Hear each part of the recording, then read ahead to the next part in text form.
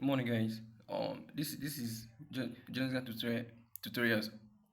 My name is Les. On today's video, I'll be teaching you guys futo 2016 to 2017 Phys 101 text pass questions. Now, question number one says that we have to convert 80 km per hour to meter per second. Our solution, you know that kilometer in meter per second means 1000, and hour in meter per second means 3600. So therefore, to convert 80 kilometer per hour to meter per second is that becomes 80 times kilometer. You know that per means over, that division over h. So which is equal to what? 80 times kilometer is what? 1000 all over hour is 3600. So that becomes what? 80 times 1000 will give you what? 80,000 all over 3600. So 0 cancel out was 0. 0 cancel out 0 remain 836. So therefore 800 into 36 will give you what? 22.22 meter per second, right? Very, very simple. Now I have question 2a. Question 2a says that given that if the vector A is 4i plus 3j, and B is what? Minus 15i plus 7j, you have to what? You have to find 2a minus b and also a times b. So solution to solve this. So let's solve this first. 2a minus b. First, I have to find what is 2a. 2a simply means 2 times whole of vector A. And vector A is what? 4i plus what? 3j. So that become equal to 2 times 4i is what? Is 8i. Then plus 2 times 3j is what? 6j. So therefore, now to find 2a minus b is simply equals what? 2a. And my answer for 2a was what? 8i plus what? 6j. Now minus bracket, the whole of vector b. Vector b is what? Minus 15i plus 7j, which says that now equal to 8i plus 6j. Minus times minus will give you what? Plus 15i. Then minus times will give you what? Minus 7j. So that becomes, by collecting like terms, I have that 8i plus 15i will give you 23i. Then 6j minus 7j will give you what? Minus j. This is the answer. Now for next question, we have that we have to find a times b. A times b means vector A times vector b, right? So which is equal to vector A is what? 4i plus 3j. Then multiply by vector b, which is minus 15i plus 7j. So in some this thing, if you want to expand this by the collect like times, this is what? 4i to 4i, and then 3j to what? 3j. Okay, so that becomes 4i times minus 15i will give me what? That is 4 times minus 15 plus 3j into 7j will give you what? 3 times 7. Okay, so therefore that becomes 4 times minus 15 will give you what? Minus 60 plus 3 times 7 is 21. Then minus 60 plus 21 will give you what? Minus 39. This is what? Answer. Very simple. Okay, now I have question number 3. Question number 3 says that we have to, it said, question number 3a says that a particle at x equal to 5 meter, at x equal to 5 meter at t equals to 0 seconds, and at x equals to minus 7 meter and at t equals to 6 seconds. We have to find the average velocity of the word particle during the word interval at t equals to 0 and t equals to 6 seconds. Solution to solve this, you know that average velocity, please, this should be average velocity. You know the average velocity is something as what? Change in displacement all about change in one time, or change in distance all over change in time. Okay, so that becomes which is something as d2 minus d1 all over t2 minus t1. So if you check this now, my first distance is what? Is meter, is 5 meter. So that becomes d1 is 5 meter, and my second distance is what? That is d2 is what? Minus 7 meter. Okay, Abby, right? So I have what's my t1? My t1 is what? 0 seconds at initial 0 seconds, and at my t2 is what? 6 seconds. Okay, so therefore let's apply everything into this formula. So you have d2, what? D2 is what? Minus 7 minus d1 is what? D1 is 5 all over what? T2 is what? Is 6 minus t1 is what? Is 0. Okay, so that becomes, I have this now. So that becomes minus 7 minus 5 all over 6 minus 0 is what? Is 6, right? So minus 7 minus 5 will simply means minus 12 all over what? 6. So 12 into 6 will give you what? Minus 2 meter per second. So this is the answer. So I have question number 3b. Question number 3b says that a ball is throwing vertical upwards with a velocity of what? 30 meters per second. Now you have to determine the maximum height reached. So that a ball is throwing vertically upwards with a what? Velocity of 30 meters per second. So you have to determine the maximum height reached. So if you check this question now, since they say that a ball is throwing vertical upwards, you know that when something is throwing vertical upwards, it means that the sign will be what? The sign will be what?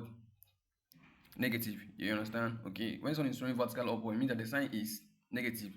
Okay, so I know that this since Since it's being thrown vertical upwards, so that means that the velocity will be what? That is in times of what? Y. So that becomes Vy. So it means that this velocity is what? Is vertical velocity, which is what? Vy or Uy. Okay. So therefore that becomes now we have to find the maximum height. To find the maximum height here, it simply means so you have that given that the velocity is 30 meters per second, right? And g is always 10 meters per second square. So we have to find the maximum height is now since it's vertically upwards, therefore the sign is what is negative. Okay, so we have that by applying the formula for maximum height, we say that v square y is equal to u square y minus 2gh. So if you check in this question now, this v is the what final velocity, and this is the initial velocity. So if you check here, my final velocity is not given, so I call it what 0 is equal to, so this velocity here is my initial velocity, which is what 30. So I become 30 square minus 2 times g is 10 times h. So therefore 0 is equal to 30 square is what is 900.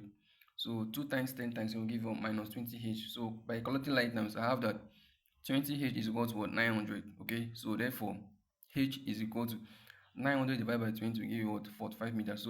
So my maximum height is equal to what? 45 meter. So I have question number 4a. Question number 4a says that a bullet is fired at an angle of what? 30 degrees to horizontal with a velocity of what? 150 meter per second. So we have to do what? Find the time taken for the bullet to reach the maximum height. Okay, so if you check this question, this question is simply projectile motion. So since they say that a bullet is fired at an angle of what? 30 degree, right? To horizontal with a velocity of 150 meter per second. You have to find the time taken for the bullet to reach the maximum height. So it means that we have to find the time of height here. Okay, so to find the time of height here, and we have that given that theta is what?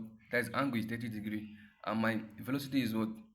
150 meter per second. So we have to find the time of flight. The time of flight is unknown. So therefore, to find the time of flight, I know that formula for time of flight is equal to what? T equals to 2u sine theta all over g, which is equal to where u is the word initial velocity. So that becomes 2 times velocity is 150 times sine theta. Theta is 30 all over g is always 10. So which is equal to 2 times 150 times sine theta is something as 0.5 all over 10. So if you multiply this, 2 times 150 is 300. 300 times 0.5 will give you what? 150 all over 10. So divide this, we have that my time of flight is equal to 15 seconds. Okay, very very simple. Now question number 4b. Question number 4b says that we have that a body of mass 20 gram moves in a circular pit with radius of what? 10 meter with a constant speed of what? 4 meter per second. We also what is a centripetal force. Solution to solve this, we have that given that my mass is 20 gram, I know that this mass in 20 gram I have to convert it to what? Kilogram. And to convert gram to kilogram, you divide by 1000. So that becomes 20 into 1000 give you 0.02 kilogram. And we say that our radius is 10 meter. So radius is 10 meter, and then at the speed of what? That velocity is what? 4 meter per second. Okay. So therefore we have to find the centripetal force. So the centripetal force is unknown. So let's find it. Centripetal force is equal to what? mv squared all over r. So where m is a mass, v is a velocity, and r is a radius. So that becomes my mass is what? 0.02 times r is v squared. That is v is what? 4. So v squared all over r is what? 10. Okay. So therefore that becomes what? 0.02 times 4 squared is 16 all over what? 10. So 0.02 times 16 will give you what? 0.32. So 0.32 divided by 10 will give me 0.032 Newton. This is what answer. So I have question number 5a. Question number 5a says that we have that a man of mass 50 kilograms stand in a weightless lift. Now you have to do what is the reaction from the floor of the what's the reaction from the floor of the lift if the lift moves upward with acceleration of what? 0.6 meter per second square. So they say that a man of mass 50 kilogram, right, stand in a weightless lift. You ask what is the reaction from the floor of the lift if the lift moves upward with an acceleration of 0.6 meter per second square. So you have to say now, given that if you check in this question, we have to find what is the reaction force. So that's the reaction force. The solution to solve this, you have that given that the mass here is what? 50 kilogram, right, and my acceleration is what? 0.6 meter per second square. So therefore the reaction force is unknown. And formula for reaction force can be equal to mass times acceleration, or mass times gram. So which is equal to what? To what? If you check in this question, we are given the mass and the acceleration. So therefore we will use R equals ma. So which is, reaction force is equals to what? Mass is what? 50 times acceleration is what? 0.6. So 50 times 0.6 will give you what? 30 Newton. Okay, so this is the answer. Very, very simple. Now question 5. Question 5b. Question 5b says that a body of mass 8 kg rests on a plane if the coefficient of static friction is 0.3. Now you have to do, find the maximum angle of inclination of the plane for which the body remains at rest. So if in this question, given that the mass is 8 kg, right? And the coefficient of static friction is 0.3. So you have to find the angle, the maximum angle inclination, which is, the angle is unknown. Now if you check this now, the formula for coefficient of static friction is equal to F over R, where F is the main force and R is the reaction force. So which is, I know that F can be equal to mg sin theta all over what? R can be what? Mg cos what? Theta. So if you check this now, U is equal to mass cancel out mass, gram cancel out gram. So that becomes sin theta over cos theta. And you know that in your trigonometry, sin theta all over cos theta will give you what? Tan theta, right? So therefore U is equal to tan theta. So therefore, we are given here that the coefficient of static friction was 0.3. So that becomes 0.3 is equal to tan theta. Therefore, theta is equal to tan inverse of 0.3. So theta is equal to 16.26 degree.